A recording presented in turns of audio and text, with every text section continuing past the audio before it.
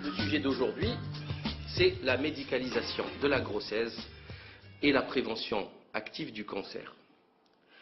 Il est question aujourd'hui de présenter notre projet sur la question cruciale de la santé. Donc on est dans une élection législative, donc j'en profite pour exposer notre projet au niveau de la question de la santé, qui est une question extrêmement importante et qui a brillé par sa totale absence lors des présidentielles. Vous aurez remarqué le débat du mercredi de l'entre-deux tours entre Sarkozy et Hollande. À aucun moment, malgré les scandales du H1N1, du Mediator, des protestes PIP très récentes, avec des milliers de morts, à aucun moment on a parlé de santé. C'est quand même impressionnant. Et alors là, je ne parle même pas des législatives, puisque absolument aucun n'en parle. Déjà, je vais vous dire, il n'y a pas de projet sur les sites internet des candidats, et ils n'en parlent pas. D'ailleurs, en ce moment précis, certains financent des paellas. Donc nous, on essaye pour acheter le vote des gens. Donc nous, on essaye d'élever un peu le débat et de parler des questions importantes qui nous concernent. Donc le but de cette conférence est d'amener des informations importantes aux personnes qui, à un moment ou à un autre, auront à traiter avec le système de soins, ce qui est le cas de tout le monde. Le code de déontologie impose aux praticiens d'informer correctement les patients. On parle de consentement éclairé, ce qui leur permettra de prendre une décision qui parfois peut entraîner des conséquences sérieuses, mais en toute connaissance de cause. Ne pouvant traiter de la totalité des absurdités des scandales de la médecine moderne et de Big Pharma, j'ai choisi de m'arrêter au sujet de la grossesse qui concerne 750 000 naissances annuelles, ainsi qu'à celui du cancer qui représente la première cause de décès en France. 340 000 nouveaux cancers par an, 145 000 décès par an en France. C'est un choix qui concerne donc énormément de personnes, on dépasse le million. Donc ça concerne énormément de monde. Je précise aussi que le texte lu aujourd'hui est un résumé de livre que je suis en train de terminer, qui se propose d'étudier ce monde moderne à la dérive, et, in fine, je ne suis pas responsable de ce que je vais dire, aucunement responsable. Cette conférence va vous choquer, mais ce n'est pas mon problème ni mon fait. Je ne fais que constater, que faire une synthèse de ce qui se passe. Au cours de ces dernières années, nous avons très souvent parlé dans de nombreuses vidéoconférences de la folie du système de santé moderne et de l'industrie pharmacochimique. Fruit d'un large travail de synthèse, nous avons pu mettre en lumière la dangerosité de Big Pharma, qui s'est muée en une gigantesque machine à empoisonner les patients sans aucune possibilité de l'arrêter, car ses moyens financiers sont pratiquement infinis. Il est quasiment impossible de critiquer cette industrie mortifère sans se faire traiter d'arriéré, d'ennemi du progrès et de la science, etc. C'est d'ailleurs l'exacte copie du système financier que nous trouvons ici, et les propriétaires sont exactement les mêmes. Big Pharma est devenu too big to fail, trop gros pour tomber. Et nous devons donc faire avec. Trop d'experts, de médecins, de professeurs, de journalistes, de fonctionnaires, et parmi eux des ministres nombreux ont croqué le fruit défendu de la concussion. Il en a résulté une prévarication totale et un pourrissement des systèmes qui, avec le temps, est devenu criminel, car le nombre de victimes dépasse largement le million. L'avocate toulonnaise des victimes du Mediator, Christine Ravaz, a déclaré le 18 novembre 2012 à une journaliste d'RTL qu'il était impossible de trouver des experts indépendants des laboratoires Servier. Impossible, puisque maintenant les experts doivent déclarer leur conflit d'intérêts. Dans toute la France, 65 millions d'habitants, toutes ces universités qui ont formé toutes ces expertises, tous ces experts en expertise, eh bien, il n'y en a pas un d'indépendant du laboratoire Servier. Servier a acheté tout le monde. C'est gravissime. Étant donné la gravité de l'affaire et l'importance de sa médiatisation, aucun expert n'a signé la déclaration sur l'honneur imposée par l'ONIAM, Office national d'indemnisation des accidents médicaux.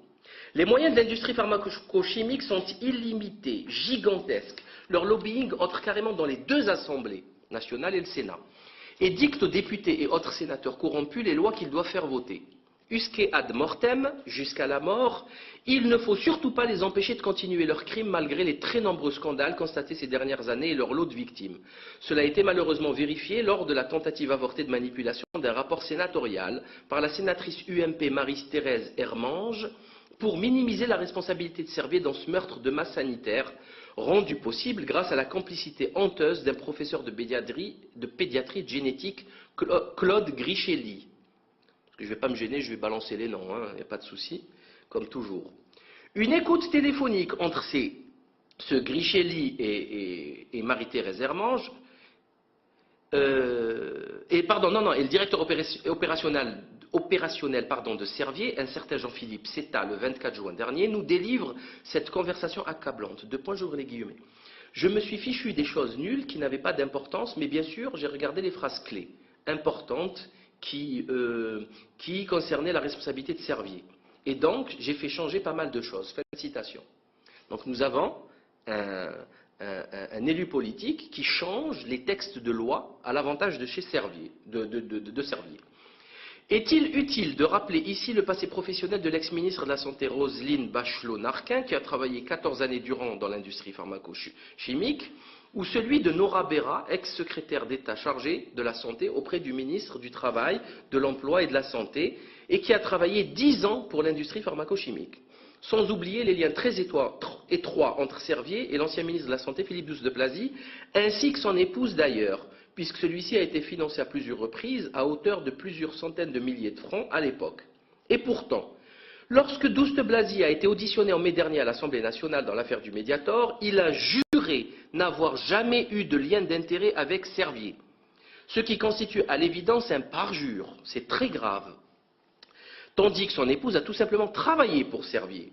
Déjà, c'est un conflit d'intérêts. Est-il utile de rappeler que le conseiller de toujours de Servier en matière d'optimisation fiscale n'est autre que le président de la République, ex-président de la République, Nicolas Sarkozy de Najib Boksa. Malheureusement, le temps a fini par nous donner raison, et chaque jour un peu plus. Il faut savoir que le Mediator à lui seul est la cause de plusieurs milliers de morts et de dizaines de milliers de malades chroniques graves. Calcification des valves cardiaques. Il ne faut pas oublier les méfaits engendrés par son ancêtre l'isoméride, ou le scandale actuel du même laboratoire Servier, scandale du Protélos. Que dire du cirque plus que révoltant et que nous ne saurions oublier de la fausse pandémie mondiale de grippe AH1N1 et qui devait tuer, au dire de ses promoteurs, des dizaines de millions de personnes et dont en fin de compte la mortalité a été inférieure à celle d'une grippe saisonnière. C'est les chiffres, c'est... Une panique orchestrée par une ministre de la Santé, plus que médiocre, je dirais même imbécile, qui a fait de son mieux pour commander 94 millions de doses, avant même de savoir s'il en fallait une ou deux pour être immunisé, vous vous rappelez. Un autre scandale plus ancien, mais dont les effets se ressentent encore aujourd'hui, et qui concerne les femmes enceintes, justement, est le désastre de la thalidomide, un antinauséeux, qui provoquait de graves malformations congénitales dès le moindre comprimé avalé. C'est un antinauséeux. Tout le monde sait que les femmes enceintes, les quelques premières semaines, ont des nausées. Donc, dès que vous prenez un seul premier comprimé, c'est dire la toxicité, c'est impressionnant, eh bien, ça provoquait des malformations congénitales. Vous savez ce que c'est qu'une malformation congénitale? C'est très grave. Il a causé des dizaines de milliers de malformations graves et le décès d'une grande partie des nouveau-nés atteints, ce qu'on appelle un meurtre de masse.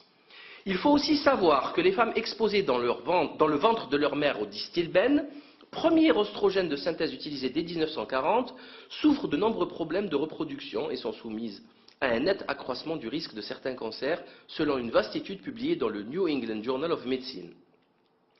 Cette analyse a été effectuée, entre autres, par des chercheurs de l'Institut national américain du cancer sur le diéthylstilbestrol, ou DES, prescrit en France sous la marque Distilben. C'est un gros scandale qui avait fait vraiment du bruit. Un dernier, juste pour le plaisir de les enfoncer davantage et de dénoncer leurs crimes abominables, le scandale de l'hormone de croissance et de l'association France Hypophyse, qui récupérait l'hormone de cadavres humains et malades. Officiellement, depuis 1992, 900 enfants auraient été exposés et 96 d'entre eux sont décédés de la maladie de Creutzfeldt-Jakob. Ça, c'est un joli scandale. Bref, je ne vais pas vous infliger une énumération de toutes les absurdités du système de santé actuel. Cela serait tellement fastidieux et trop lent. Et je vous renvoie pour cela à d'autres travaux qui ont été consacrés. Nous allons donc aborder le sujet même de cette conférence. Certains peuvent d'ores et déjà se demander quel pourrait être le lien entre la grossesse et la prévention du cancer. À première vue, en effet, non. Mais laissez le cours de la conférence se développer et vous comprendrez pourquoi. Le lien se fera naturellement. Commençons donc par la grossesse. Sa définition est simple. La grossesse est le processus physiologique au cours duquel la progéniture vivante d'une femme se développe dans son corps depuis la conception jusqu'à ce qu'elle puisse survivre hors du corps de la mère. Fin de définition. Donc c'est un processus physiologique. Un seul mot nous importe dans cette définition, c'est le mot physiologique, c'est-à-dire c'est quelque chose de naturel, de normal, qui se fait, qu'il faut laisser faire et sur lequel il ne faut jamais intervenir. Voilà. Comme par exemple le sommeil ou je sais pas, enfin la soif, vous avez soif, vous buvez. Vous n'allez pas prendre un médicament pour avoir soif, pour boire, ou un médicament pour cesser d'avoir soif. Ça n'a aucun sens. Les trucs physiologiques, on les laisse se faire naturellement. Malheureusement, alors, où est-ce que j'en étais? Seul ce mot nous intéresse, donc physiologique, car nous verrons qu'il a été complètement corrompu et dévoyé par la médecine moderne, à telle enseigne que la grossesse pourrait être définie de nos jours en ces termes. Deux points, j'ouvre les guillemets. La grossesse est le processus pathologique au cours duquel la progéniture vivante d'une femme se développe ou non, dans son corps obligatoirement malade, depuis la conception jusqu'à ce qu'elle puisse survivre ou non hors du corps de la mère. Fin de citation. Eh bien oui, comme vous le voyez, la grossesse est devenue une maladie que l'on se doit de traiter dès son commencement et jusqu'à son terme, et je dirais même avant la conception et bien après l'accouchement. Nous allons décrire maintenant le déroulement classique d'une grossesse en France, afin d'expliciter notre propos. Ça, c'est le déroulement que va rencontrer n'importe quelle femme dans le système de soins, et bien sûr de son compagnon. Ils vont vivre ça, obligatoirement. Il faut noter avant toute chose que le corps de la femme est médicalisé à outrance par la prise tout au long de sa vie sexuelle de pilules contraceptives, source d'une véritable inondation hormonale. Dès que sa faculté de procréation cesse, la femme sera traitée contre la ménopause, qui est elle-même une étape physiologique de la vie, qui est aujourd'hui classée comme une maladie, la ménopause, alors que c'est un état physiologique tout à fait normal qui n'exige aucun traitement. C'est une technique réputée de Big Pharma qui invente des maladies pour pouvoir vendre de nouveaux traitements toujours plus chers. Elle sera traitée avec des œstrogènes cancérigènes qui augmentent de 70% les risques du cancer du sein. Vous entendez là, hein? Donc, on va donner aux femmes ménopausées des œstrogènes qui sont cancérigènes et qui augmentent 70% les risques du cancer du sein. Le scandale inhumain et criminel du pré-marin est encore un autre désastre sanitaire qui prouve cette dérive fatale de la médecine moderne. La production de ce médicament, le pré-marin, est d'une sauvagerie inhumaine puisqu'il est question d'un cheptel de 75 000 juments gestantes, enceintes, vivant dans des conditions honteuses, sur lesquelles seront placés des cathéters, souvent infectés, pour collecter l'urine riche en hormones, et qu'on va donner aux femmes de l'urine, pour collecter l'hormone qu'il y a dans l'urine des juments. Eh bien, pour les donner aux femmes, pour la ménopause, pour les traiter. C'est le pré-marin. Le pré-marin, renseignez-vous. Revenons à notre pilule contraceptive. Le CIRC, Centre international de recherche sur le cancer, a diffusé en 2005 une information d'une importance capitale, mais qui est passée inaperçue. La pilule augmente le risque du cancer du sein, du col utérin et du foie. Il serait judicieux de prendre au sérieux ces affirmations, car effectivement, le nombre de cancers ne fait qu'augmenter exponentiellement en Occident, sachant que cette redoutable maladie n'est pas soignée à ce jour. Donc vous l'aurez remarqué, ce n'est pas les virus, enfin le garde-asile qui veut sauver les filles du cancer du col de l'utérus, non. On donne des pilules aux femmes qui vont leur créer un cancer, et après on se moque d'eux en les empoisonnant en garde-asile pour leur faire croire qu'elles vont échapper au cancer, alors que c'est la pilule qui va leur donner ce cancer. Autre fait ignoré, la fertilité aussi bien de l'homme que de sa compagne est en chute libre. En effet, la production spermatozoïde a diminué de moitié au cours des 50 dernières années. C'est le premier problème inquiétant auquel il fait face un couple soucieux de fonder une famille. Diapo, s'il te plaît. Les causes peuvent être nombreuses, médicamenteuses, pilules contraceptives, environnementales, alimentaires, etc.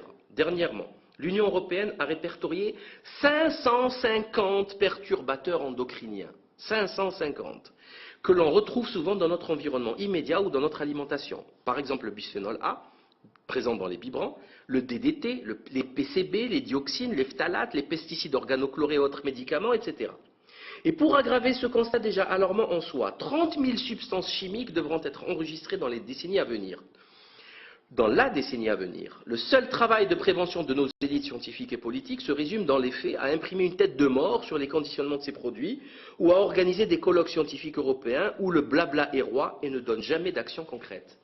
C'est-à-dire on va vous mettre des trucs de, on va dire c'est mortel, oui, il y a une tête de mort, etc. Mais il n'y a rien derrière. C'est commercialisé. Une étude récente ayant porté sur la qualité du sperme de plus de 1300 jeunes gens sur une génération de 18-30 ans a conclu à une sous-fécondité ou qualité séminale anormale pour 57,8% d'entre eux. 57,8%, pas 5,7, 57, plus de la moitié.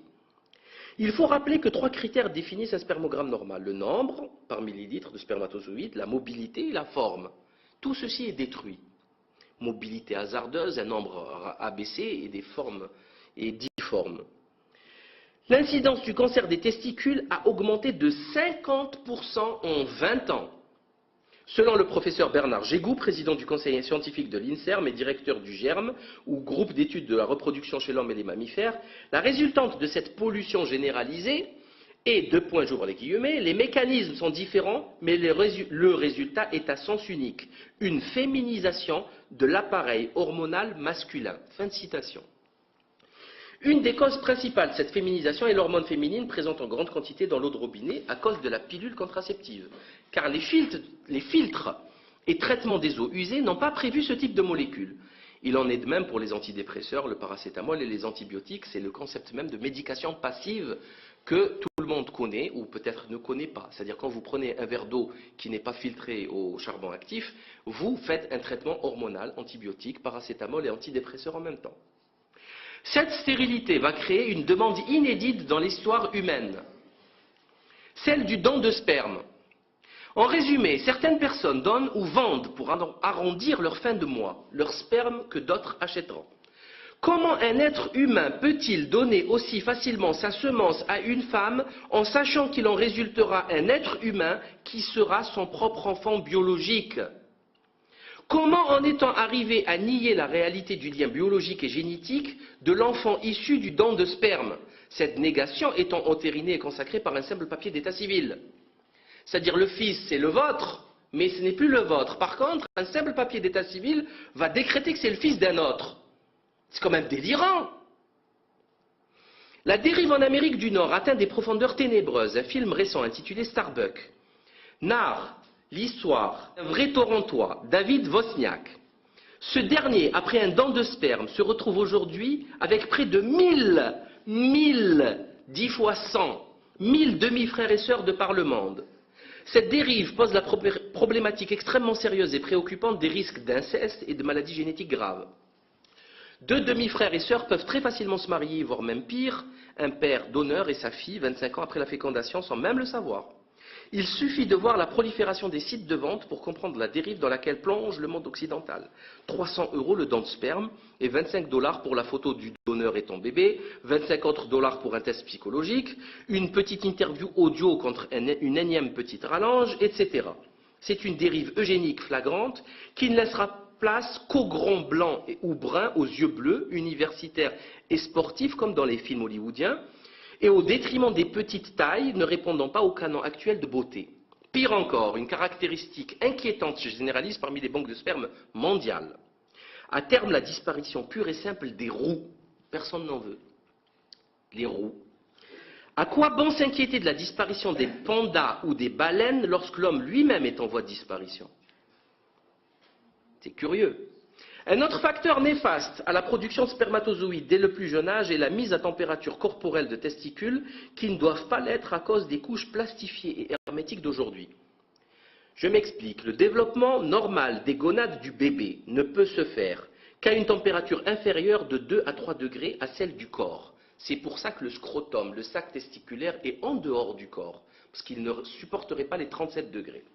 Donc il est à 35 degrés. Ces conditions ne peuvent être réunies que grâce à des couches lavables en coton qui permettent la respiration naturelle du textile et une meilleure ventilation. Sans oublier 2 autres points importants plaidant contre l'usage généralisé de ces couches, leur herméticité et leur caractère polluant, plusieurs milliards par an, seront la cause de nombreuses irritations cutanées du bébé, lesquelles seront traitées par des pommades chimiques aux excipients plus que suspects. Enfin, le prix des couches jetables représente un sacré budget comparé aux couches lavables, qui, elles, peuvent être utilisées presque à l'infini pour les différents membres de la fratrie.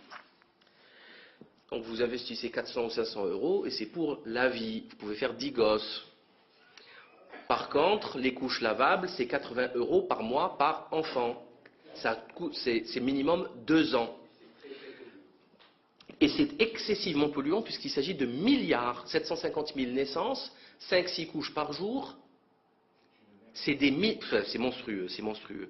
L'âge de plus en plus tardif de la grossesse, qui tourne autour de la trentaine aujourd'hui, est contraire à la biologie humaine, qui réserve à la fécondation les meilleures chances, aussi bien pour la femme que pour son compagnon, autour de 20 ans. Ce retard ne peut que rendre le rôle des parents beaucoup plus dur, car les nuits blanches et le travail nécessaire à l'éducation des enfants est bien plus simple à 20 ans, c'est d'une clarté aveuglante. C'est un choix sociétal curieux, car ce monde moderne scientiste nie l'évidence, pourtant scientiste, et privilégie la réussite et l'aboutissement d'une carrière professionnelle à celle d'une vie familiale épanouie. On se retrouve ainsi avec des couples qui ne réussissent leur première fécondation qu'au bout d'une année en moyenne. Cette moyenne dépend de plusieurs paramètres: âge, fertilité de chacun, etc. Pour augmenter les chances de réussite, une grande partie des couples est déjà médicalisée en hormones censées faciliter l'ovulation. Il est utile de rappeler à ce niveau de l'exposé que la femme enceinte doit éviter toute médication durant la grossesse, mais aussi en période de lactation. Très important. Les 3 premiers mois d'embryogénèse sont les plus importants, parce que c'est les mois où il y a une formation des organes, l'organogénèse. Mais l'interdiction médicamenteuse doit être observée durant la totalité de la grossesse, sauf exception évidemment, lorsque le pronostic vital est engagé par exemple. Le miracle de la fécondation enfin réalisé, la femme désormais gravide, enceinte, se retrouve obligée d'emprunter un parcours de soins balisé, lent et complexe.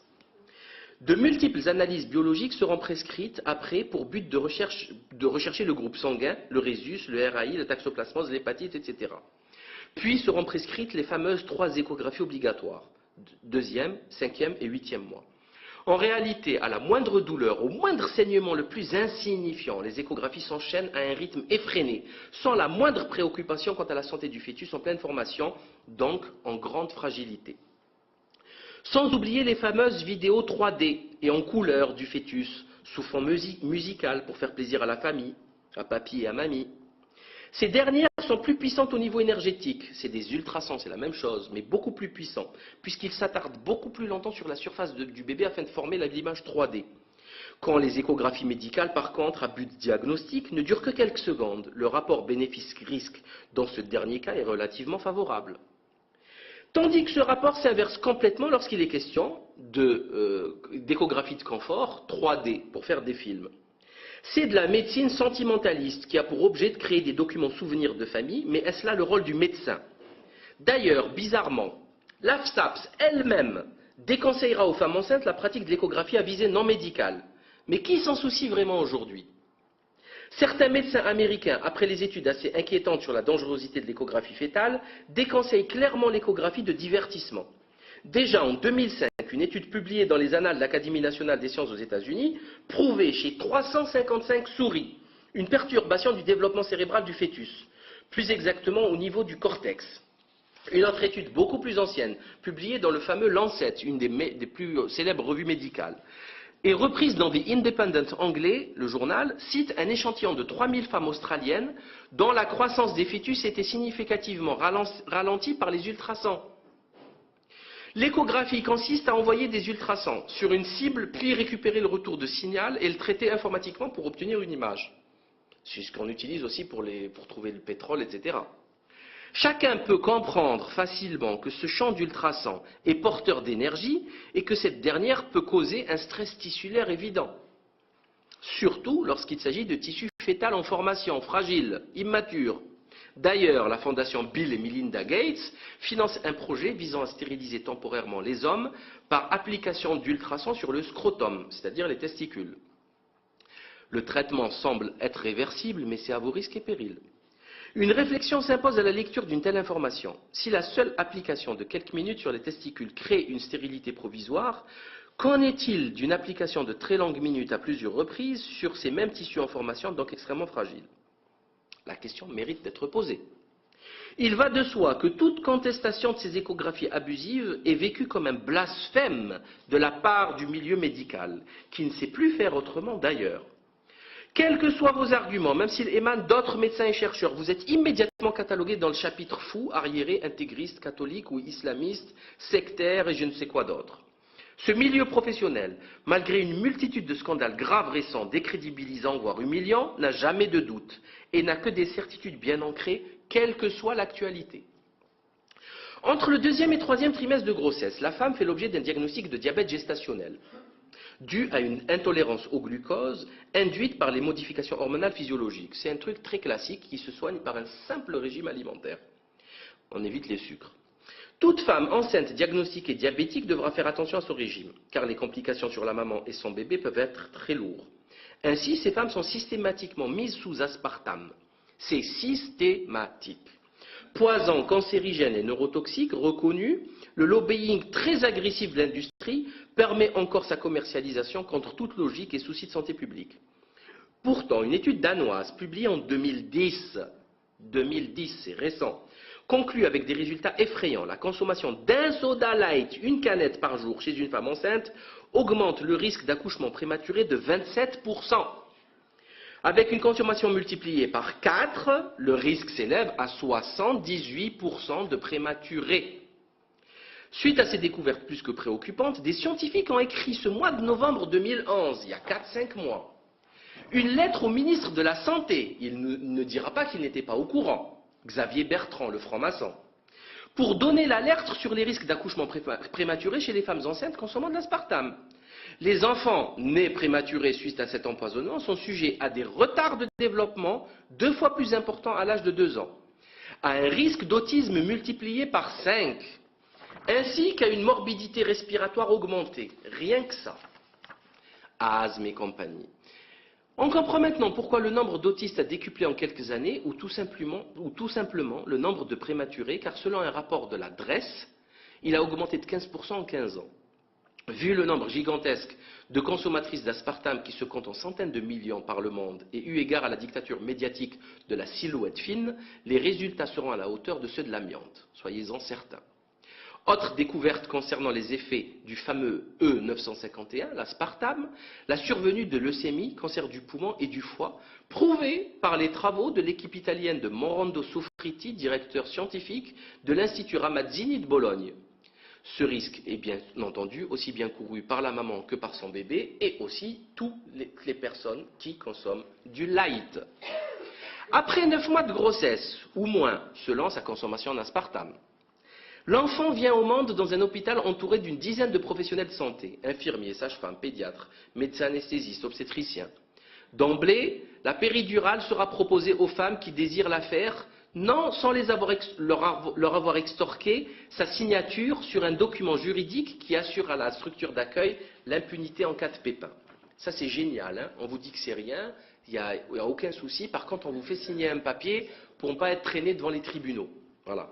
Et ce papier que personne ne lit, hein, c'est trop lent et je voudrais qu'on m'explique comment tout le monde pourrait expliquer ce qu'il y a sur le papier. Il y a quand même en France des illettrés, il y a en France des étrangères, etc. Les effets secondaires de cette anesthésie sont lourds. Elle est demandée par près de 70% des Françaises et jusqu'à 80% des Américano-Canadiennes. Cette anesthésie consiste en l'injection d'un produit spécifique au niveau du canal lombaire, dans le dos en bas, au niveau des lombaires, produisant, lorsqu'elle fonctionne, une anesthésie totale de la taille aux pieds. Hormis un risque de fuite du liquide céphalorachidien induisant des migraines qui reste l'effet secondaire le moins grave, cette anesthésie peut causer une compression nerveuse entraînant une paralysie, voire une extension complète du bloc, causant une rachianesthésie complète pouvant entraîner la mort de la mère et de son enfant. C'est rare, mais ça arrive. Mais les effets de la péridurale sont beaucoup plus graves et pernicieux car ils influent sur le travail obstétrical même de la mère. L'absence de motricité due à cette anesthésie va augmenter les risques d'épisiotomie et de délivrance artificielle qui seront multipliés par 3 selon certaines études. C'est-à-dire que la maman sera totalement relâchée et le travail ne se fera pas.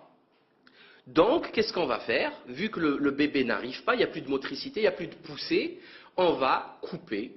Alors l'épisiotomie, on coupe, c'est une petite coupure, La césarienne, j'en parlerai plus tard, c'est vraiment une coupure abdominale et de l'utérus, etc. L'épisiotomie a elle-même des effets secondaires. Donc, je vous rappelle, vous faites une péridurale, vous augmentez les risques d'épisiotomie. Alors, il y a des pays où il n'y a quasiment pas d'épisiotomie. Donc, si vous faites une épisiotomie, certes, vous sortez le bébé, tout ça, c'est bien, mais il y a des effets secondaires. Lesquels? Eh bien, ouvrez vos oreilles, là. Surinfection, bon, c'est une cicatrice, donc il y a des surinfections possibles, des troubles de la défécation, des douleurs périnéales dans le postpartum, donc en rentrant à la maison, vous avez des douleurs dans le périnée, voire des désagréments d'ordre sexuel dus à des brides cicatricielles. Vous savez, quand il y a une cicatrice, il y a toujours une bride. Voilà. Et ben ça, à un mauvais endroit, ça crée des dégâts, puisque ça touche les tissus érectiles vaginales. Peu de femmes enceintes sont au courant de ces risques encourus, car personne ne les renseigne comme l'exige la déontologie. Pire encore, les bénéfices de l'épisiotomie sont complètement remis en cause, mais les équipes soignantes sont malheureusement peu enclines à mettre à jour leurs connaissances. Il est carrément impossible de changer les habitudes de certains praticiens. Il faut savoir que la péridurale augmente significativement les risques de césarienne que nous traiterons un peu plus loin. Cette anesthésie cause une chute de la pression sanguine maternelle, pouvant entraîner nausées, vomissements et compromettant l'oxygénation de la mère et de l'enfant. Certes, la douleur aura été vaincue, mais à quel prix? Le travail est rallongé considérablement à cause de la diminution du réflexe de poussée naturel, plaçant la femme dans une passivité qui sera régulée par une augmentation compensatoire d'injections d'ocytocine synthétique, comme le pitocin ou le syntocinan par exemple. Donc c'est pour compenser le manque de motricité. Donc on injecte, on crée des problèmes, on continue d'injecter d'autres molécules. Est-ce que c'est intelligent tout ça? Le relâchement de la musculature périnéale induit par la péridurale peut entraîner une modification des conditions de rotation de la tête du bébé, qui est capitale pour enclencher la sortie et éviter toute instrumentalisation traumatique pour la maman.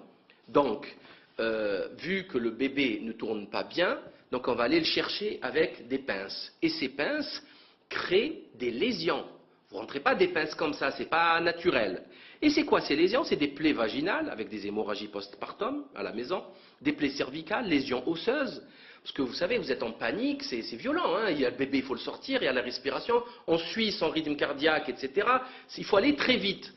Donc il y a des gens qui... Enfin, on y va, hein, c'est impressionnant. Plaies cervicales, lésions nerveuses, lésions vésicales, incontinence. Un effet secondaire fréquent représente l'incapacité d'uriner qui nécessitera la mise en place d'un cathéter vésical à la maman. Le bébé est soumis également à des risques importants. Ecchymose, blessures au visage, déplacement des os crâniens et hématomes. Une autre étude a mis en évidence un risque d'hémorragie intracrânienne 4 fois supérieur chez les bébés nés par forceps que chez les bébés nés naturellement. Hémorragie intracrânienne, rien que ça. Une énième étude récente a démontré que les bébés nés sous péridurale étaient beaucoup plus sujets à l'ictère, la jaunisse, que les autres. L'effet secondaire le plus fréquent est une baisse de la tension sanguine de la mère qui sera compensée encore par une nouvelle médication afin d'éviter l'arrêt cardiaque. Autre risque majeur et imprévisible est la dépression respiratoire pouvant être induite par toute injection d'opiacés. Et selon les chercheurs de Bali et Brin, j'ouvre les guillemets, la dépression respiratoire demeure une des complications les plus redoutées et les moins prévisibles des opiacés par anesthésie péridurale. C'est quand même extrêmement grave, hein, c'est très sérieux. Autre effet secondaire et non des moindres, la modification du rythme cardiaque du bébé au moment de la pause, qui peut durer et causer une souffrance fétale. Lorsque celle-ci n'est pas contrôlée, elle impose la réalisation urgente d'une césarienne. Donc on a le rythme du bébé qui change, donc tout de suite on va pour ouvrir, juste après l'injection. Il faut comprendre que toute modification touchant la mère entraîne ipso facto une répercussion chez le fœtus. Toute injection touchera aussi bien l'un que l'autre organisme, puisque les drogues injectées traversent la barrière placentaire et auront un effet majoré sur le bébé en raison de son tout petit poids et de l'immaturité de ses organes. Vous savez que la posologie en donne beaucoup plus petite dose aux enfants qu'aux adultes. Et là, on a une dose adulte pour un fœtus.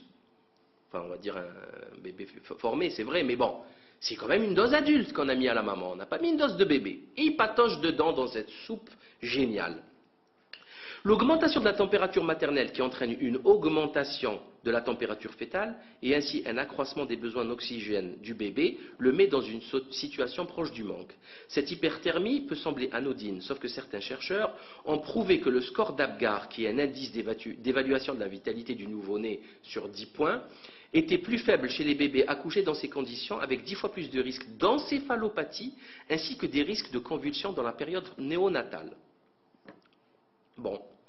Selon un travail synthétique du docteur australien Sarah G. Buckley, les mères d'enfants nés sous péridurale déclarent qu'à 1 mois d'âge, leur bébé est moins adaptable, plus intense et plus dérangeant dans son comportement. Ces résultats ne peuvent qu'être logiques et prévisibles lorsque l'on fait baigner le bébé dans une soupe de narcotiques puissants avec une posologie pour adultes pendant plusieurs heures que dure le travail. Pour une primipare, une femme qui vient d'accoucher pour la première fois, ça dure minimum 8 à 10 heures, le premier accouchement. 8 à 10 heures, si on a fait dès le départ la péridurale, le bébé vraiment patauge dans ces narcotiques.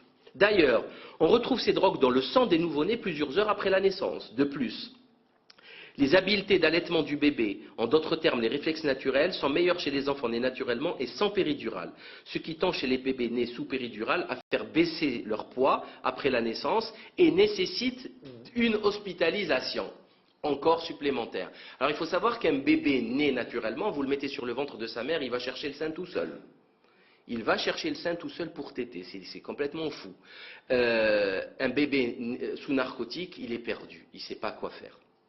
Les femmes qui ont subi une péridurale ont aussi un risque plus élevé de prurite après accouchement, de maux de tête, de nausées, vomissements, de rétention urinaire et de fièvre. Dans un autre registre plus subjectif et difficile à quantifier, certes, certaines femmes ont le sentiment, après un accouchement sous péridurale, d'avoir manqué une expérience fondamentale, de ne pas avoir été actrice de leur accouchement. La raison est physiologique, la bêta-endorphine est l'hormone de stress qui s'accumule durant le travail naturel pour aider la femme à transcender la douleur pendant et après l'accouchement. Cette hormone est aussi associée à l'état de conscience normalement modifié et altéré chez la femme en plein travail, qui lui fait se sentir être sur une autre planète et ainsi atténuer naturellement, voire faire oublier la douleur pour laisser place au bonheur extrême de la délivrance miraculeuse. On oublie très vite la douleur de l'accouchement. On l'oublie très vite, puisqu'il y a cette hormone, puis il y a la délivrance et le bonheur d'avoir son propre enfant, c'est quelque chose d'exceptionnellement puissant. La plupart des complications suscitées lorsqu'elles ne sont pas graves se résorbent dans les 3 mois, mais certains problèmes permanents peuvent survenir suite à la lésion d'un nerf durant l'injection entraînant une paraplégie. Quand bien même ces désagréments sont réversibles, ils représentent un réel handicap pour une mère qui doit s'occuper de son nouveau-né.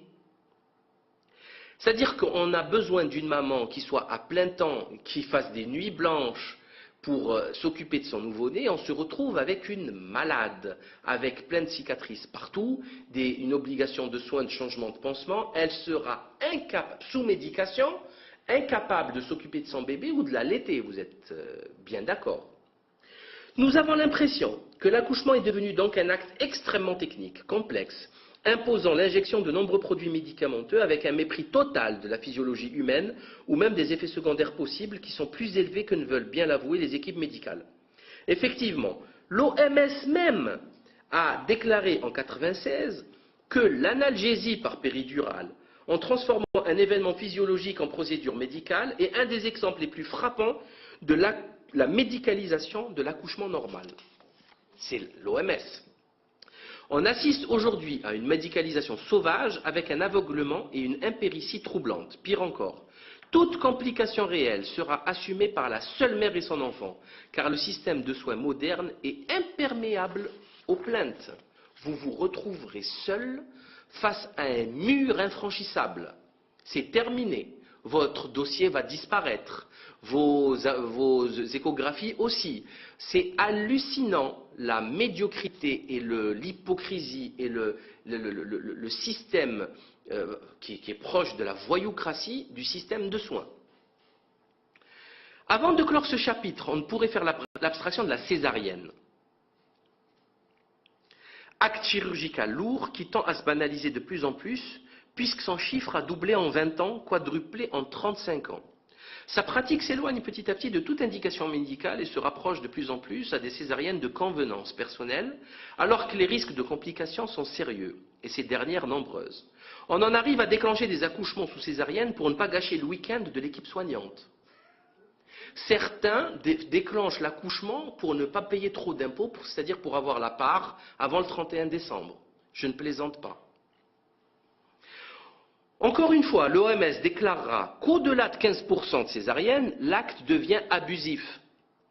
Elle précise aussi, contrairement aux croyances peu scientifiques du système de soins, que les pays au taux de mortalité natale les plus faibles au monde ont des pourcentages de césariennes inférieurs à 10%.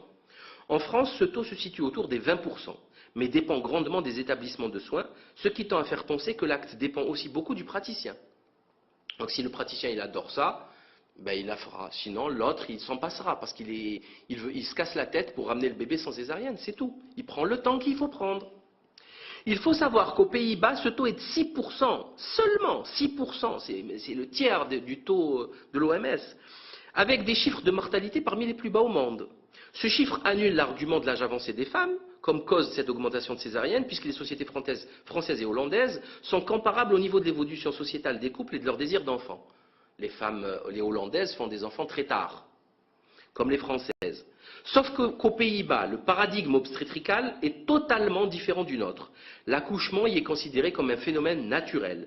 D'ailleurs, plus de 30% des naissances se font à domicile et le taux de péridurale est de 8% pour les primipares, première grossesse, contre 25% en France. Parce que le pourcentage donné au départ, c'est la moyenne. Il est important de souligner le fait qu'une hospitalisation quelconque, donc vous savez, vous avez une épisiotomie, une césarienne, ça va finir comment? Avec des sutures, donc une hospitalisation. Minimum de toute façon en France, c'est 3 jours. Donc toute hospitalisation, toute plaie entraîne une hospitalisation et donc des risques de maladie nosocomiale. Une maladie nosocomiale, c'est une maladie qu'on attrape à l'hôpital. Pourquoi? Parce qu'à l'hôpital, il y a toutes les maladies de la ville et des environs. Donc les bactéries, les virus, ils sont concentrés où? Ils sont concentrés là-bas. Et s'il y a une négligence de nettoyage et de stérilisation, eh bien vous prenez la bactérie. Le nombre de décès imputables aux infections nosocomiales en France se situe entre 7 000 et 20 000 morts. C'est beaucoup, par an, en France, entre 7 000 et 20 000 morts. D'ailleurs, c'est un sujet tellement tabou que regardez les chiffres comme ils sont. 7 000 selon la police et 20 000 selon les syndicalistes. Décidément, les risques globaux encourus lors d'un parcours de soins médicalisés de grossesse sont à prendre très au sérieux et tout accident grave ou mortel ne doit pas être imputé à la fatalité ou à la malchance, mais plutôt à un jeu insouciant et répété, voire inconscient avec les risques les plus inutiles. Là, on fait vraiment les imbéciles. Et il ne faudrait pas pleurnicher après lorsque les complications surviendront. Certaines mauvaises langues affirment que les établissements privés ont des taux de césarienne plus importants parce qu'ils sont mieux facturés, puisque des chirurgies sont remboursées. Donc, ça peut varier entre 9 et 30% en France. Il y a une clinique en Italie qui a été fermée à cause des taux monstrueux, plus de 50% de césariennes. Donc, il faudrait surveiller, il faudrait demander le taux, les statistiques de l'hôpital ou de la clinique que vous fréquentez. À cause de la cicatrice importante induite par cet acte chirurgical, donc de césarienne, on estime à 1 an en général le délai d'attente avant la conception d'un nouvel enfant. Il faut le savoir. Le nombre de césariennes est aussi limité, car une femme ne peut en dépasser 3 à 4 dans toute sa vie, à cause justement de cette cicatrice abdominale et utérine. Ce dernier point est tout de même important pour tout couple qui désire fonder une famille nombreuse. Je ne sais pas si quelqu'un veut faire 8 gosses et qu'on lui commence par 3 césariennes, c'est fini. Ils ne pourront pas. Le couple ne pourra pas. Il faut le dire, ça peut intéresser, même si on ne fait pas beaucoup d'enfants de nos jours. Les risques majeurs de la césarienne sont un doublement pur et simple, parfois plus, du taux de mortalité de la mère par rapport à un accouchement naturel par voie basse. Plus le taux de césarienne est important, plus les risques de complications maternelles lourdes comme les hémorragies sont importants. Des infections de la cicatrice sont constatées, ainsi qu'une baisse de la fertilité. L'utérus devient cicatriciel, peut rendre plus difficile l'arrivée d'un nouvel enfant. Les risques pour le bébé existent aussi, détresse respiratoire, décès. Plus généralement, une augmentation des complications est observée chez les bébés nés par césarienne. Sans oublier des risques de blessures avec cicatrices disgracieuses sur le visage du nouveau-né, dans 2% des cas lors de l'incision. Parce que quand on coupe, il y a le ventre ici, mais il y a tout de suite le visage du bébé. Hein, donc on peut lui faire une cicatrice. Évidemment, la nécessité d'hospitalisation en général 8 à 10 jours et de médication brisera le lien naturel entre le bébé et sa maman. Cette dernière, vous vous en doutez, ne pourra pas s'en occuper normalement et pleinement comme il se doit.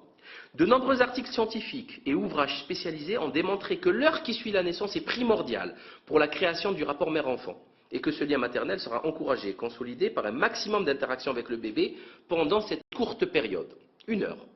Même les animaux, c'est comme ça. Toutes ces données ne sont pas là pour alarmer ou pour diaboliser ces pratiques, mais juste pour informer correctement les femmes enceintes, ainsi que l'exige le code de déontologie. Ces informations mettent en relief les dérives d'un système en perdition qui considère désormais le corps humain comme une machine manipulable à loisir, alors que ce même système de santé est incapable de soigner une simple grippe saisonnière. Venons-en à l'allaitement, maintenant que l'enfant est venu au monde et que sa mère est apte à le faire, si celle-ci le désire. Hélas, de plus en plus de femmes modernes refusent d'allaiter leur enfant car elles désirent garder de jolis seins, peu abîmés, et surtout rester libres dans leurs mouvements. Car comme l'a dit Sarkozy dernièrement, concernant l'allaitement de sa fille Julia, c'est de l'esclavage. L'allaitement d'une maman à son fils ou à sa fille, c'est de l'esclavage. Par contre, aller travailler comme caissière ou comme je ne sais où et rester 4 heures dans les embouteillages, ça, c'est pas de l'esclavage, c'est de la croissance. Cette mentalité affligeante et typiquement moderne est d'une grande violence intellectuelle car elle défie la raison et les faits observables. Elle est le résultat d'un individualisme égoïste unique dans l'histoire humaine allant à contre-courant des données de la biologie. Alors je vous rappelle quand même qu'on a voulu tuer Dieu dans le paradigme darwinien, on a scienticisé toute la réflexion humaine, c'est la science qui commande. Par contre, on nie la biologie. Nous sommes des mammifères et nous devons allaiter nos enfants. Eh bien non. Ici se brise le paradigme. Il y a tout qui se brise. C'est quand même pas logique.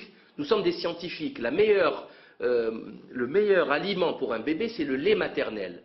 Pourquoi lui refuse-t-on cet élixir de jouvence? C'est dingue. Parce qu'en fin de compte, c'est faux. Il n'y a aucun paradigme darwinien, ni scientifique, ni scientiste. C'est un paradigme totalement aléatoire, où tout s'impose par la propagande. Donc, je disais, comment aller au restaurant ou sortir en boîte de nuit le samedi soir si j'allaite mon enfant, sachant qu'il peut allaiter toutes les 2-3 heures. Il faut bien reprendre le travail, au risque de ralentir l'ascension professionnelle.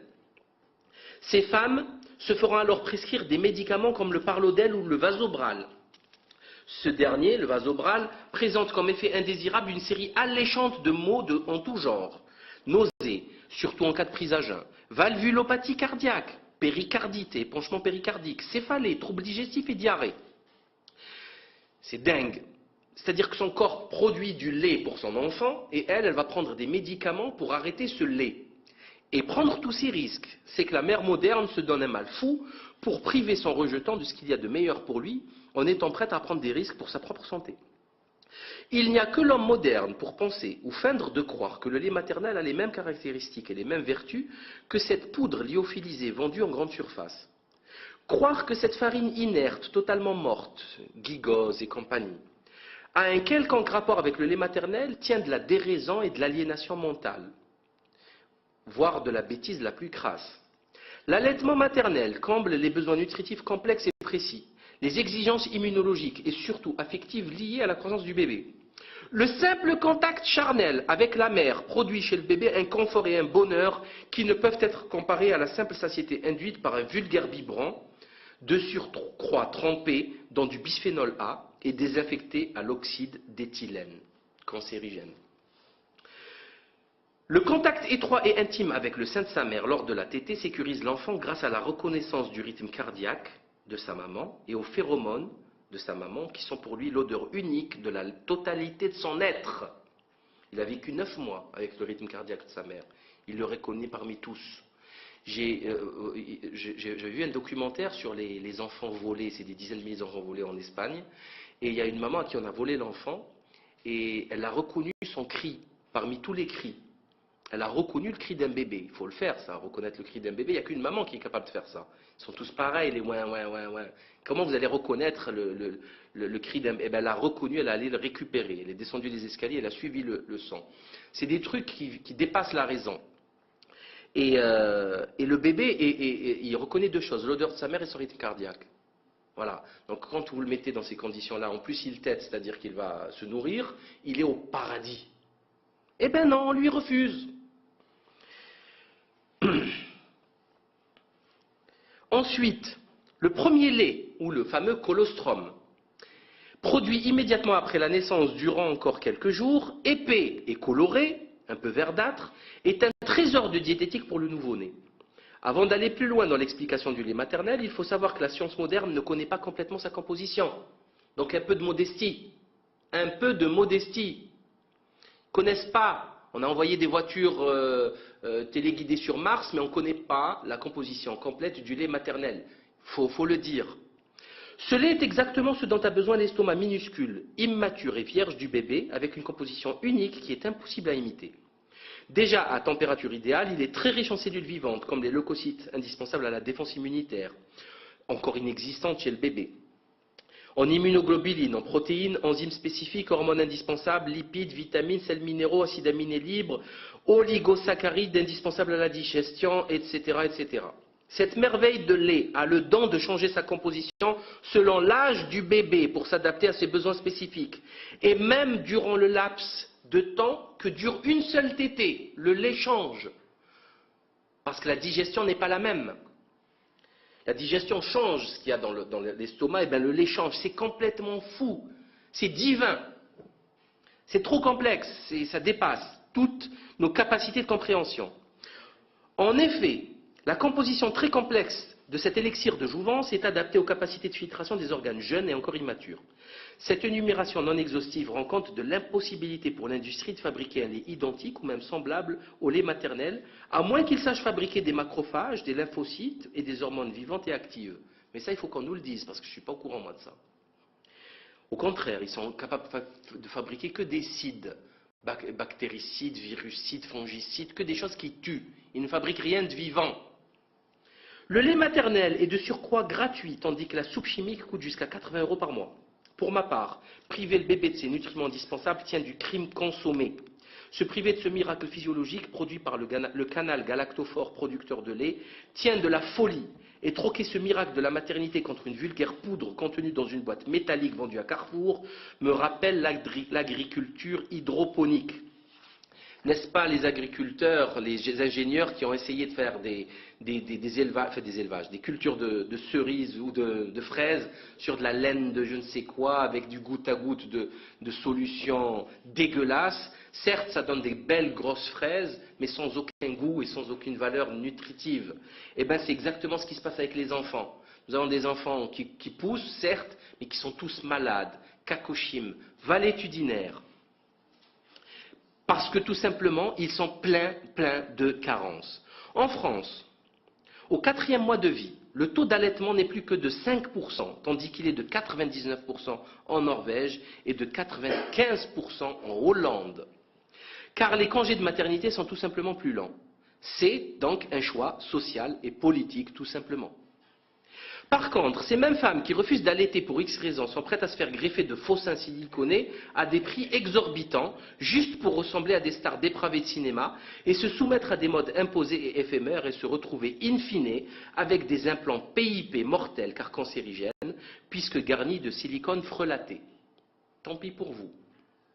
Il faut savoir que toute femme saine peut allaiter son enfant quelle que soit la taille de ses seins. Il suffit juste de lui montrer comment faire et de faciliter la montée laiteuse avec des tisanes de fenugrec par exemple ou de fenouil. Fenugrec utilisé il y a des milliers d'années par les Égyptiens. À l'hôpital, il n'existe quasiment aucune incitation à l'allaitement, hormis quelques très rares cas de professionnels consciencieux. On remettra à la parturiente un simple questionnaire médical destiné à adapter l'ordonnance type et qui se résume ainsi. C'est une ordonnance type. On coche. Allez-vous allaiter ou non? Oui, non. Des pilules contraceptives? Oui, non. Un peu d'hygiène et de désinfection. Voilà. On ne s'enquiert pas de la santé de l'enfant qui ne profitera pas du lait de sa mère. Par contre, on va très vite lui administrer des gouttes de vitamine D. C'est-à-dire on lui enlève les oligosaccharides, les macrophages, les lymphocytes, mais les vitamines D, il faut lui donner de la vitamine D. Sinon il risque de mourir de rachitisme. Tout de suite. C'est ce que dit le personnel soignant dans une chorale à plusieurs canons bien huilés et synchronisés qui transforme le parcours de soins hospitaliers en quasi-train fantôme. Car la mort guette à tous les coins et recoins selon ces maîtres chanteurs de la médecine. C'est la technique du croque-mitaine. Vous les écoutez attentivement ou vous allez carrément tuer votre enfant. Au moindre refus de soins ou de traitement, c'est la menace de la mort qui plane. Le personnel médical va jusqu'à menacer les parents de représailles judiciaires s'ils n'obtempèrent pas, ce qui est totalement contraire à la déontologie médicale. C'est grave. On n'est plus dans la médecine, là, on est dans la menace. On n'hésite pas une seule seconde à s'immiscer dans les affaires du couple, quitte à susciter en son sein des tensions. Le mari qui veut pas ou qui veut, et la femme l'inverse. Oui, non, mais il m'a dit que ça part en bagarre, alors que là, on est quand même en présence d'une femme qui vient d'accoucher, fatiguée, affaiblie. Enfin, c'est pas le moment. La femme qui accouche est une personne vulnérable. Et le système de soins en profite. C'est dégueulasse, il n'y a pas d'autre terme. Nous voici donc avec notre fameuse vitamine D préventive. Ne demandez surtout pas pourquoi ne pas exposer simplement le bébé au soleil, ce qui permettra de fabriquer au contact des stéroïdes cutanés une authentique vitamine D vivante. Surtout lorsqu'on se trouve dans le Midi. Qu'en est-il du lait maternel? N'est-il pas suffisant? Ne contient-il pas tout ça? Comment faisait-on avant le règne de Big Pharma? On était tous atteints de rachitisme. Si l'on devait suivre aveuglément ces prescriptions universelles de vitamine D, il serait judicieux de faire la même chose à tous les animaux de la forêt et de l'océan, parce que sinon eux aussi vont mourir de rachitisme. Nous ressentons comme un profond malaise lorsqu'on nous rapporte négligemment que l'administration de l'uvestérol ADEC, c'est un médicament qu'on donnait systématiquement aux enfants à l'hôpital Nord par exemple, a été dénoncée car elle provoquait des convulsions chez le bébé. Par contre, ce médicament est toujours commercialisé et aucun rapport de pharmacovigilance n'a été envoyé au centre de pharmacovigilance. Donc, ce qui démontre une panne totale du système de retour d'incidents médicamenteux, etc. Petite anecdote qui va résumer au mieux, je le pense, tout cet exposé, c'est celle de la Biceptine, du laboratoire Bayer. C'est un antiseptique que quasiment toutes les mamans utilisent pour nettoyer le nombril du nouveau-né 2 à 3 fois par jour, jusqu'à ce que le cordon tombe, c'est-à-dire 2 à 3 semaines. Après, le cordon tombe et le nombril est cicatrisé. Les médecins le prescrivent sans restriction et les pharmaciens en vendent, je vous jure, des cartons entiers.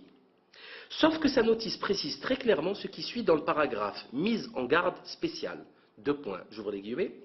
Ne pas utiliser sur une grande surface, sous pansement occlusif, sur une peau profondément brûlée, une peau de prématuré ou de nourrisson, en raison des risques de passage dans la circulation générale. Il suffit d'ouvrir ça et de le lire. Voilà. Vous l'ouvrez, vous le lisez. C'est tout, hein. Il m'a fallu 3 lectures consécutives pour croire mes yeux. L'antiseptique le plus utilisé chez le nouveau-né n'est pas conçu ni adapté pour lui, et ni le médecin ni le pharmacien n'ont lu la notice d'utilisation. Pourtant, cette notice date de 2005 et n'a jamais été changée depuis. Nous pouvons en déduire, sans risque de nous tromper, que le cancérigène et spermicide chlorure de benzalkonium qu'il y a là-dedans entre par la plaie du nourrisson et passe dans sa circulation générale et y causera le maximum de dégâts, fût son poids minuscule et son immaturité. Ces dégâts se manifesteront bien plus tard et feront que le lien de cause à effet ne sera jamais établi entre la biceptine et la maladie comme toujours. Voilà. Donc c'est là où vous voyez qu'il y a un très très gros problème intellectuel dans l'industrie et le milieu médical. Venons-en maintenant au chapitre vaccin.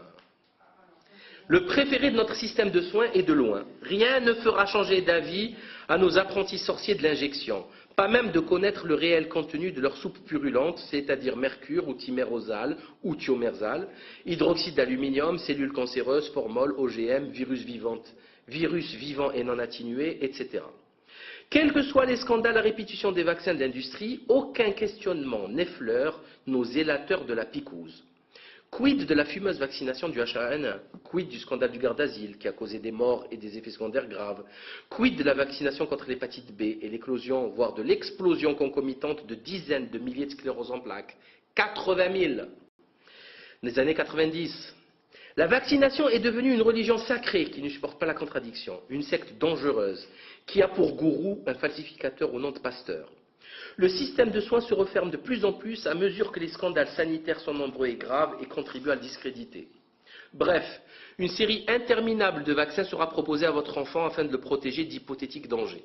Il est question pour le moment et jusqu'à l'âge de 6 ans d'une soixantaine d'injections, 60 injections de 14 vaccins différents, ce qui a pour inconvénient d'augmenter la concentration de toutes ces molécules dangereuses comme le mercure, l'hydroxyde d'aluminium, etc. que j'ai cités.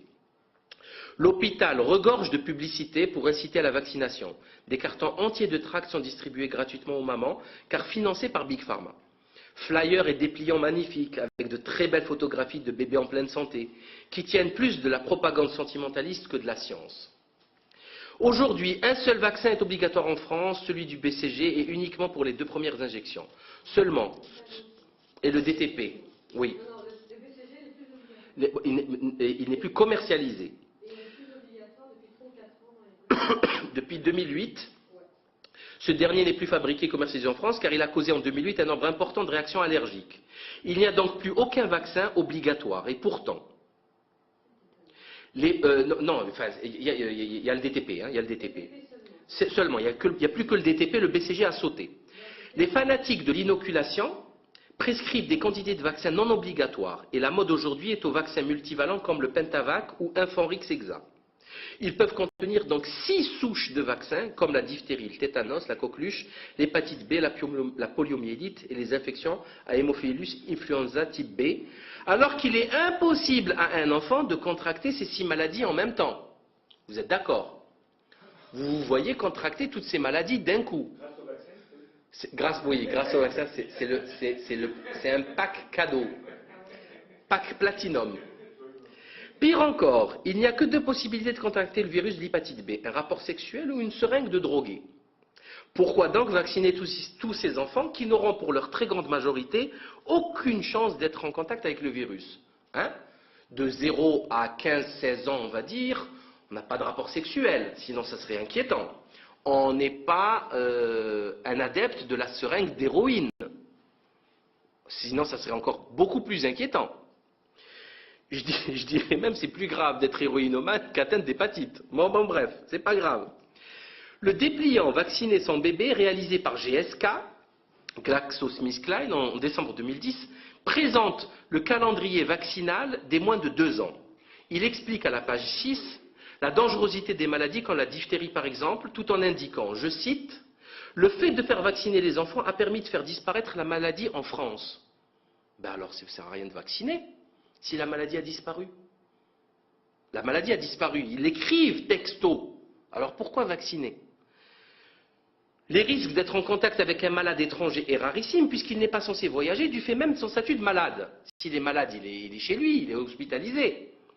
Concernant le tétanos, il est quasiment impossible de le contracter si on n'a pas de problème de vascularisation.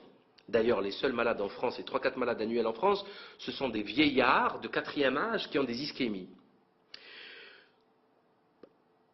Puisque la bactérie est anaérobie stricte. Le moindre contact avec l'oxygène la tuerait. D'ailleurs, vous ne la trouverez jamais dans le sang, hein, c'est impossible. Ça passe par le système nerveux, d'où les crises de tétanie.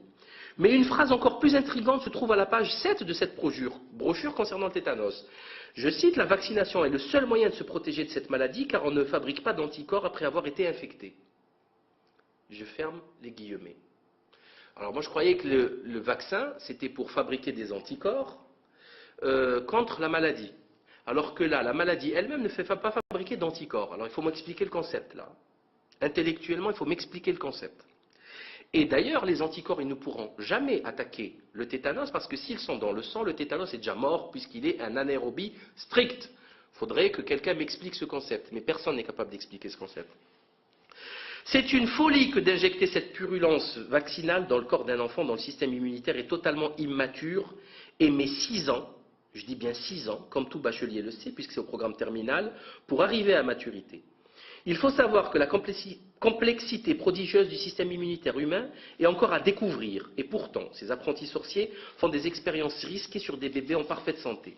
On sait aujourd'hui que le mercure contenu dans les vaccins et qui fait office de conservateur est responsable d'une grave intoxication en métaux lourds. Si on y additionne le mercure des plombages dentaires et celui qu'il y a dans l'eau, on comprend aisément l'étiologie d'un grand nombre de maladies neurodégénératives. On sait aussi, d'après les travaux des professeurs Gherardi et Chérin, que l'hydroxyde d'aluminium, qui sert d'adjuvant, est responsable d'une grave maladie musculaire handicapante, la myofasciite à macrophages. Pour plus de détails sur le danger réel de la vaccination, je vous invite vraiment et chaleureusement à voir le documentaire Silence en vaccine de Lina Bemoreco. De nombreuses associations et de plus en plus de médecins se lèvent contre cette tyrannie de la vaccination universelle, qui refuse de prendre en compte les effets graves sur la santé d'enfants de plus en plus malades. Donc la vaccination est un acte médical universel. On est tous égaux devant la vaccination, alors qu'on a tous des corps différents. Tous. Il y a des enfants qui sont morts le lendemain de la vaccination et d'autres qui ont supporté les vaccinations. La vaccination est un acte médical qui devrait être... Bon, enfin, moi je suis un antivaccinaliste tout complet, hein, donc il ne devrait être rien du tout, il faut l'arrêter, c'est un scandale. Affaibli par de nouvelles atteintes inconnues jusque-là, comme l'explosion des statistiques de l'autisme, qui ont été décuplées en quelques années, des allergies, des maladies endocriniennes ou auto-immunes, etc. En effet, une étude allemande récente connue sous le nom de KIGS, K-I-G-G-S, a prouvé que les enfants vaccinés étaient 2 fois plus atteints d'allergies que les non-vaccinés. 2 fois plus atteints d'allergies que les non-vaccinés. Ils présentent aussi 14 fois plus de maladies auto-immunes que les autres. 14 fois, 1400%. Cet automne, une épidémie de rougeole a été constatée au Canada, alors que parmi les enfants malades, plus de 50% d'entre eux étaient vaccinés et avaient respecté la totalité des rappels. Pourtant, aucun questionnement ni aucune remise en cause ne se font par les autorités compétentes. C'est dingue. C'est dingue, c'est complètement fou. Puisqu'elles sont toutes corrompues par les billets, les montagnes de billets de Big Pharma. Un autre inconvénient des vaccinations systématiques est de retarder le diagnostic d'une coqueluche, par exemple, car l'enfant a été vacciné. Donc un enfant, il vient, il présente une coqueluche. Enfin, on ne sait pas ce qu'il présente. Et il a la symptomatologie de la coqueluche. On prend son carnet de vaccination, il a été vacciné. Le médecin pensera en dernier à la coqueluche, puisqu'il a été vacciné. Et pourtant, il a la coqueluche. Vous comprenez la problématique? Donc ça va camoufler et ça va rendre plus difficile le diagnostic d'un médecin. La grande générosité de l'Occident mercantiliste ira jusqu'à offrir des vaccins gratuitement à l'Afrique, à condition d'acheter des couches Pampers. La décence devrait nous préserver de ce genre de sentimentalisme obscène qui mélange profit et humanisme, mais c'est sans compter sur ces adorateurs de mammon. Autre manie de la médecine allopathique, le test de Guthrie. C'est le fameux test que tous les parents connaissent et qui nécessite un prélèvement de 9 gouttes de sang au talon des bébés à partir du 3e jour et dont le résultat, même négatif, ne garantit absolument rien selon leur propre brochure d'information. C'est d'ailleurs la seule et unique cause d'hospitalisation de 3 jours, alors qu'en Hollande ou en Californie, celle-ci est d'1 journée seulement. C'est pour ça qu'ils veulent vous garder 3 jours à l'hôpital. Même si l'accouchement s'est très bien passé, voix basse, 4e accouchement, ça a duré 1 heure, eh bien ils vous gardent 3 jours pour faire le test de Guthrie. Ne refusez pas cette hérésie, malheureux. Autrement, vous verrez défiler tout le personnel pour essayer de vous convaincre et surtout comprendre le pourquoi du refus de test de Guthrie. Vous serez traité de parents indignes et irresponsables, jouant avec la vie de votre enfant. Vous serez accusé d'arriération mentale, de sectarisme. De toute façon, vous recevrez une série de courriers à domicile pour vous inciter à faire le test autant de fois que nécessaire. Il faut vraiment être doté d'une très forte personnalité et de solides arguments pour tenir tête à ces dictateurs de la génomique. Car il s'agit d'un test sur ADN réalisé sur le bébé par un laboratoire privé afin de détecter des maladies comme la phénylcétonurie, l'hypothyroïdie congénitale, l'hyperplasie congénitale des surrénales, la drépanocytose et la mucoviscidose. Nous allons déjà évacuer le problème de la drépanocytose car il ne concerne que les Africains, en général, les Noirs. La phénylcétonurie concerne une naissance sur 15 000, donc 50 cas, sur 750 000 naissances annuelles.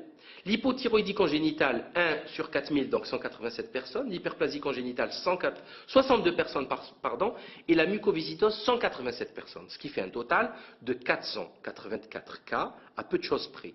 Je vous ai fait les calculs.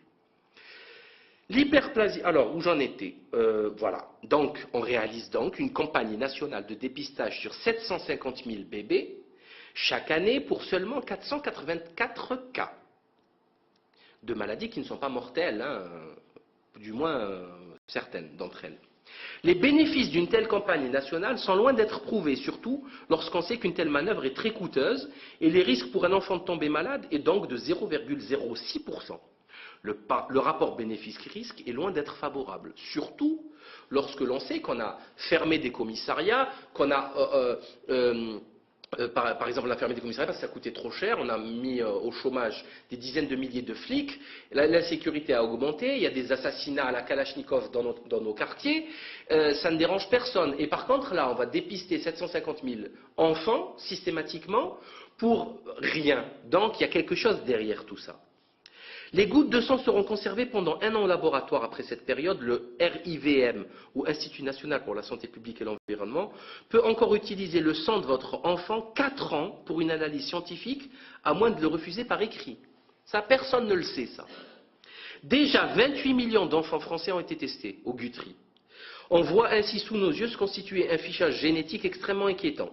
Vu l'absence totale de conséquences pénales contre les responsables, à chaque fois qu'il y a des scandales, je suis loin de faire confiance à cette déclaration qui n'engage que les niais qui y croient. Donc, refusez catégoriquement cette supercherie sans queue ni tête.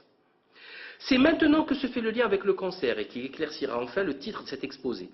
Si vous avez 0,6% de chance de contracter une des 5 maladies du test de Guthrie, vous aurez par contre infiniment plus de chances de développer un cancer. Vu les 320 000 nouveaux cas recensés chaque année, et non pas 448, non, 320 000 nouveaux cas de cancer, vous avez 0,5% de chance de l'avoir. Chance qui s'additionne avec celle de l'année suivante, puisqu'il y a de moins en moins de personnes saines, et au bout de quelques années, nous serons des millions de personnes touchées.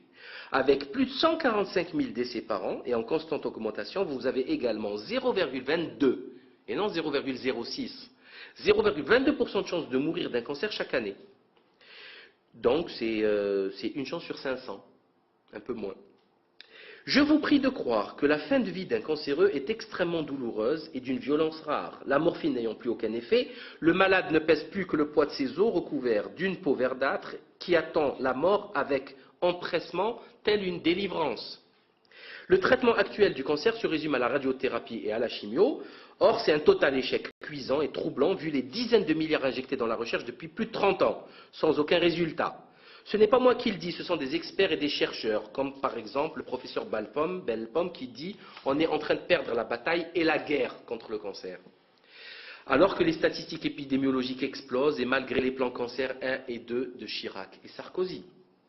Le site du Dr Alain Scoy a parlé d'une étude qui a été effectuée en Australie sur des Australiens et des Américains et qui étudiait les résultats de la chimio et de taux de survie au-delà de 5 ans. Et il est de 2,3%. Donc il y a 2,3% de personnes qui survivent au-delà de 5 ans à la chimiothérapie. Tous les autres sont enterrés 6 pieds sous terre. En d'autres termes, seulement 2 personnes survivent après 5 ans de chimio. N'importe quel autre aliment ou plante prise au hasard devrait pouvoir dépasser ce pourcentage catastrophique de survie. Et pourtant, ça continue usque ad cadaver, jusqu'à la mort, jusqu'au cadavre, comme si cette étude n'avait jamais existé. Les intérêts financiers des Big Pharma sont immenses et il faut savoir qu'une seule seringue de traitement peut coûter des milliers d'euros à la communauté, car totalement remboursés par la sécurité sociale, certains traitements coûtent 150 000 euros par an. Déjà, en 1985, le professeur Maté déclara dans l'Express « Si j'avais une tumeur, je n'irais pas dans un centre anticancéreux ».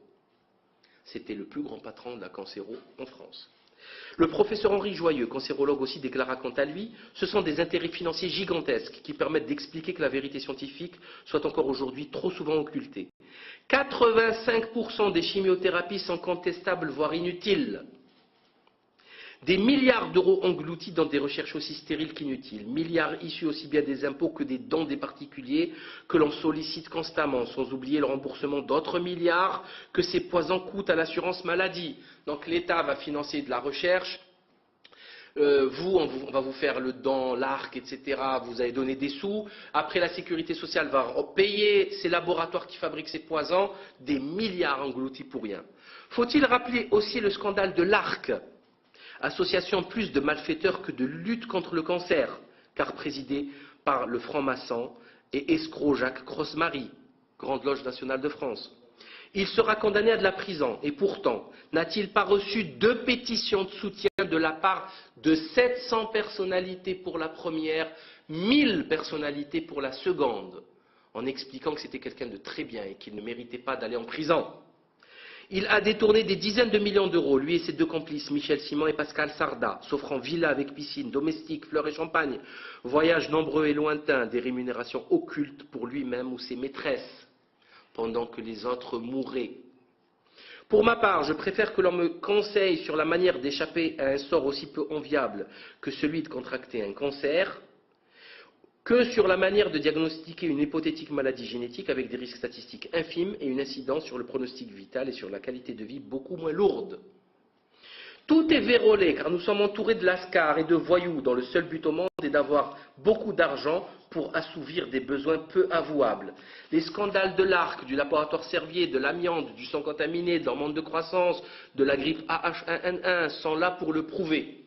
Pendant que l'ARC utilise mal à propos ou détourne des centaines de millions d'euros consacrés à la recherche, que l'industrie continue de proposer des traitements criminels au point où l'on ne sait plus qui du cancer ou de la chimio tue, des millions de patients souffrent d'effets secondaires très lourds, parmi les moins graves, citant l'alopécie, la perte de cheveux, que tout le monde connaît. Mais il existe aussi chez le malade un risque infectieux, cause majeure de mortalité, c'est-à-dire c'est la chimio qui tue, ce n'est pas le cancer. Une toxicité hématologique systématique engendre la destruction des cellules sanguines et augmente les occurrences d'hémorragie tout en réduisant l'immunité au risque de favoriser des infections. Puisque les cellules immunitaires sont mortes, donc il y a des risques d'infection, c'est logique. Des troubles digestifs lourds comme les nausées, les vomissements, la constipation vont empêcher le patient de se nourrir correctement pour reprendre des forces. Enfin, c'est délirant là ce dont on parle, hein. C'est-à-dire il ne peut même plus reprendre des forces, il vomit tout ce qu'il mange. Il faut savoir ce qu'est une chimio, c'est violent, hein, c'est une horreur. Hein. Sans omettre une liste interminable de complications cardiaques, neurologiques, hépatiques, rénales, pulmonaires, etc. Je ne peux pas tout citer. Des risques de stérilité définitive existent aussi bien chez la femme que chez l'homme. Ainsi, si vous échappez à la faucheuse pharmacochimique, ce sera pour finir seul sans possibilité de fonder une famille. Tout y passe selon l'état de santé du patient. Des allergies très fréquentes sont dues à la chimio et se traduisent par des atteintes dermatologiques pour les cas les moins graves, ce qui remontera certainement le moral des cobayes englués dans cette hérésie. Vous vous doutez bien que toute cette série à peine croyable d'effets secondaires sera traitée grâce à une autre série de médicaments, grâce à des ordonnances CADI, portant sur des dizaines de médocs qui auront à leur tour d'autres effets secondaires qui ne seront pas gérés. Car il faut être tout de même conscient d'une chose, il est impossible à qui que ce soit sur cette planète Terre de comprendre et gérer les listes interminables d'effets secondaires et d'interactions médicamenteuses au-dessus de 3 médicaments, sans oublier le fameux effet cocktail. C'est de la pure loterie, ça passe ou ça casse, d'autant que les effets dépendent beaucoup du patient, de son âge, son sexe et tout simplement de sa constitution propre. Pendant que le système de santé officiel joue à la roulette russe avec la vie des malades, sans même s'appesantir sur les causes qui sont clairement environnementales, le docteur André Gernez a mis en place 2 techniques de prévention du cancer avec des résultats spectaculaires, dépassant les 95% de rémission sur des souris. Une cure de prévention active ainsi qu'un contrôle de sécrétion de l'hormone de croissance. Pur génie! Aux découvertes surprenantes et révolutionnaires, dans le principe des cellules souches qu'il a découvert, il soigne la myopathie de Duchenne, enfin, c'est quand même quelqu'un de très intelligent, c'est un génie. Alors, où j'en étais? Pur génie aux découvertes surprenantes et révolutionnaires, dans le principe des cellules souches, les travaux du docteur Gernez ont été systématiquement occultés par les politiques ainsi que par le système de santé hospitalo-universitaire. Les responsables en charge de la santé publique avaient certainement fort à faire dans les agapes gargantuesques organisées par le frère Latruelle Jacques Crossmarie où le champagne coulait à flot.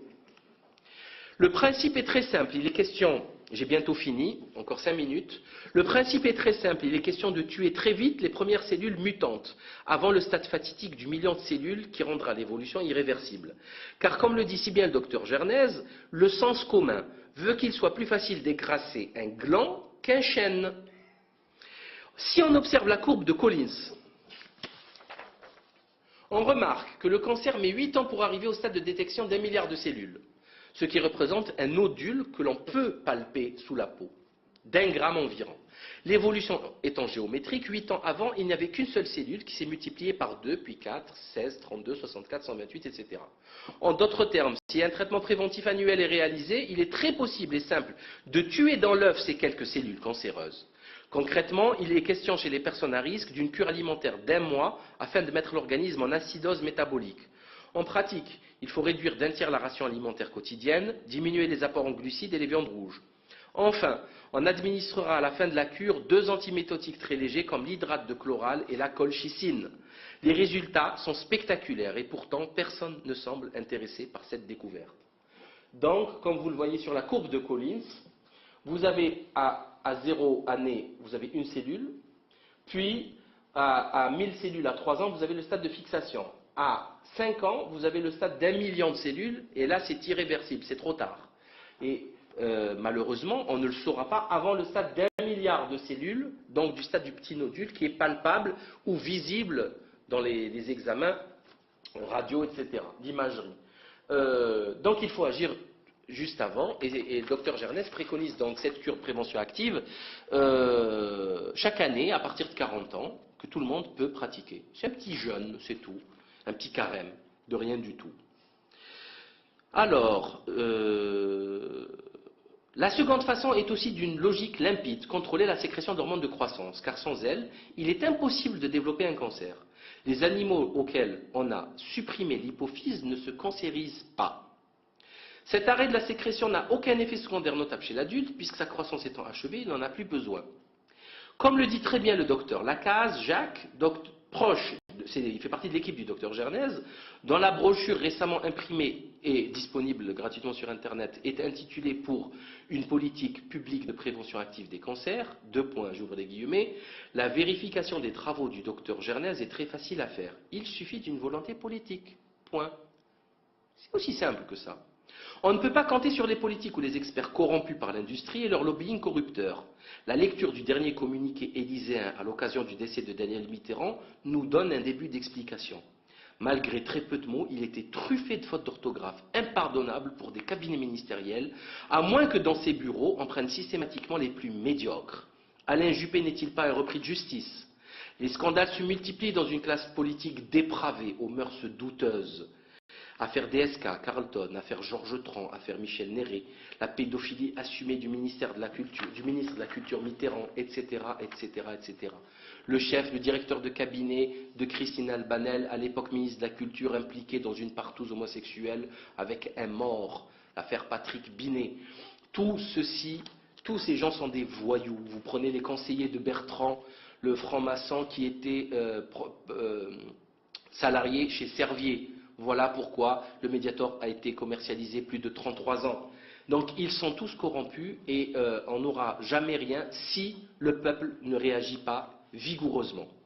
Deux dernières révélations aggravent ce constat. Malgré les milliers de morts des affaires Isomérie des Mediator, c'est une ancienne responsable de Servier, Catherine Ré-Quignot, à qui avait été confié pendant plus de 10 ans le dossier du Mediator à l'agence du médicament, qui vient d'être nommée à un poste important. Selon le Figaro du mercredi 23 novembre, c'est très récent. Autrement dit, quand Catherine Ré-Quignot a pris en charge pour le compte de l'AFSAPS le dossier du Mediator, elle connaissait parfaitement la molécule de Servier, affirme le Figaro.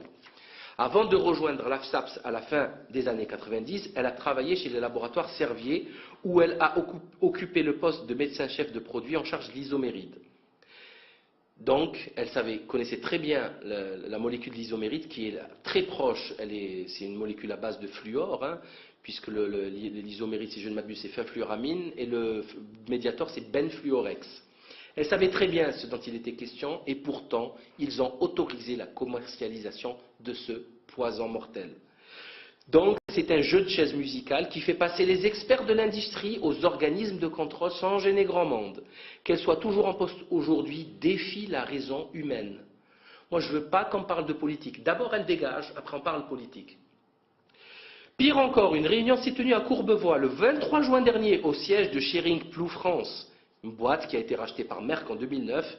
Depuis l'affaire du Mediator, La HAS a demandé, la Haute Autorité de la Santé a demandé à MSD, pour la première fois de son histoire, ce qui est un comble, de fournir la liste des experts qu'il a rémunérés pour travaux, notamment les grands pontes de la médecine, afin de ne pas les désigner pour évaluer leur nouveau poison chimique, le Victrelis. C'est logique, puisque, bon, ils les payent, ils ne vont pas évaluer le médicament de la boîte qu'ils payent. L'enregistrement de cette réunion de travail est consternant. Il est disponible sur Internet en plus. On entre dans le secret des voyous de la pharmacochimie avec une simplicité déroutante. Je cite, j'ouvre les guillemets. Vous êtes bien assis. Il y a des mecs, c'est les médecins, des mecs, qui n'aiment pas vraiment, Schering Plou et MSD. Il faut aller les voir avec une valise de bifton et leur dire, écoutez, on va signer un petit contrat tous les deux. Il y en a qui vont voir l'argent arriver, ils ne vont rien comprendre. Fin de citation. Ça s'appelle une mafia. Rien d'autre. Ces voyous proposent tout simplement d'acheter des médecins peu coopératifs avec des valises de bifton. Rien de moins.